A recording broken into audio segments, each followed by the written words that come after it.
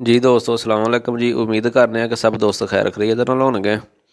ਤੇ ਅੱਜ ਦੋਸਤਾਂ ਵਾਸਤੇ ਨਵੀਂ ਵੀਡੀਓ ਲੈ ਕੇ ਆਏ ਆ। ਅੱਜ ਡਿਸਕਸ ਕਰਾਂਗੇ ਕਿ ਅਜ਼ਰਬਾਈਜਾਨ ਕੰਟਰੀ ਹੈ ਜਿਹੜੀ, ਉਹਦੇ ਵਾਸਤੇ ਪਾਕਿਸਤਾਨ, ਇੰਡੀਆ, ਬੰਗਲਾਦੇਸ਼ ਨੂੰ ਕਿਹੜੇ ਕਿਹੜੇ ਕਾਗਜ਼ ਚਾਹੀਦੇ ਨੇ, ਕੀ ਉਹਨਾਂ ਦੀ ਰਿਕੁਆਇਰਮੈਂਟ ਹੈ। ਅਤੇ ਬਰਾਏ ਮਿਹਰਬਾਨੀ ਕਰਕੇ ਵੀਡੀਓ ਨੂੰ ਐਂਡ ਤੱਕ ਦੇਖਿਓ। ਜਿਹੜੇ ਦੋਸਤ ਨਵੇਂ ਆਏ ਨੇ ਮੇਰੇ ਚੈਨਲ 'ਤੇ, ਚੈਨਲ ਨੂੰ ਸਬਸਕ੍ਰਾਈਬ ਵੀ ਲਾਜ਼ਮੀ ਕਰਿਓ ਅਤੇ ਵੀਡੀਓ ਮੁਕੰਮਲ ਵਾਚ ਕਰਿਓ। Subscribe now and press the bell icon. Never miss an update. तो जी दोस्तों चलने अपनी वीडियो की तरफ। सब तो पहली गल ये कि अज़रबाईजान एक इस्लामी मुल्क है। 97% उत्थे इस्लाम है, मुस्लिम ने, ठीक है। उस तो बाद उसकी गल करने करंसी की। मानत करंसी उत्थे चलती है, ठीक है। अगर उत्थों की 1 रुपया एक मानत है तो पाकिस्तान के इस टाइम 92 रुपये बनते हैं पे। कैपिटल जड़ा वे वो बाकू है। अगे गल करने वीज़ा की। वीज़ा रिक्वायरमेंट वास्ते सानू सिर्फ 2 चीज़ां चाहिए ने, ठीक है।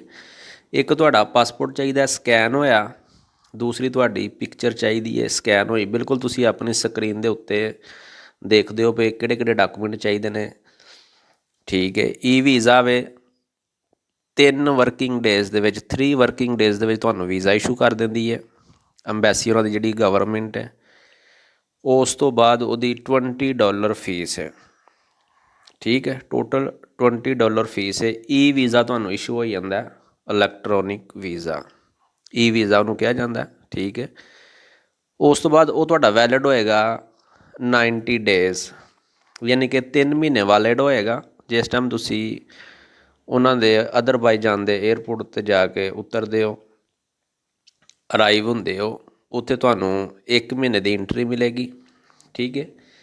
यानी कि 30 डेज़ 30 दिन की तुहानूं एंट्री मिलेगी। उस तो बाद तुसी उत्थे घूम फिर सकते हो, अपना इंजॉय कर सकते हो, ठीक है।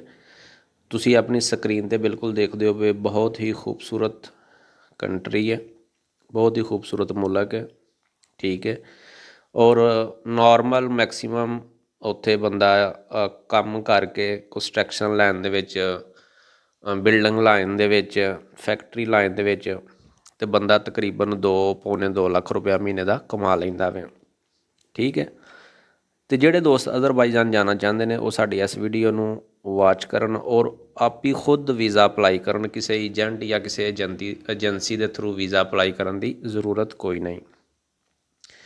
टोटल जिहड़ी इहदी फीस है वो $20 की फीस है, ठीक है। उस तो बाद डॉकूमेंट कोई नहीं इतने खास चाहिए, ठीक है। सिर्फ तुसी 2 चीज़ां अपने को रखनियां ने, अपना पासपोर्ट स्कैन करके, उस तो बाद तुहाडी एक ईमेल चाहिए है और जिहड़ी तुहाडी passport size picture white background वो चाहिए है स्कैन हुई। लेकिन जिस टाइम तुसी ट्रैवल करना उस टाइम तुहानूं डॉकूमेंट चाहिए, उस टाइम तुहानूं होटल बुकिंग भी चाहिए है, तुहाडी बैंक स्टेटमेंट तुहाडे कोल होनी चाहिए है, तुहाडा अपना visa card, master card, debit card कोई उन्हां चों एक तुहाडे कोल होना चाहिए, ठीक है। उस बाद शो मनी तुहाडे कोल होनी चाहिए है, रिटर्न टिकट तुहाडे कोल होनी चाहिए है। लेकिन जिस टाइम तुसी उत्थे पहुँच जाते हो, उत्थे पहुँच के फिर तुसी उत्थे कोई काम देखते हो। अगर तुहानूं उत्थे कोई काम अच्छा मिल जाता है, किसी कंपनी दे नाल तुहाडा कंट्रैक्ट हो जाता है, उस तो बाद तुहाडी सारी प्रॉब्लम खत्म हो जाती है, ठीक है। जिस टाइम तुहाडी प्रॉब्लम खत्म हो जाएगी उस टाइम तुसी उत्थे आराम दे नाल अपना वीज़ा चेंज करवा सकते हो। उस तो बाद साल 2 साल 3 साल तो बाद अगे दे बड़े चांस बंदे कोल हुंदे ने कि बंदा अज़रबाईजान तो अगे यूरोप की साइड ते भी निकल सकता है। तो ये नाल ही दवो इजाज़त, सोने रब दे वाले, ते चैनल नूं सबसक्राइब लाजमी करियो। Subscribe now and press the bell icon. Never miss an update.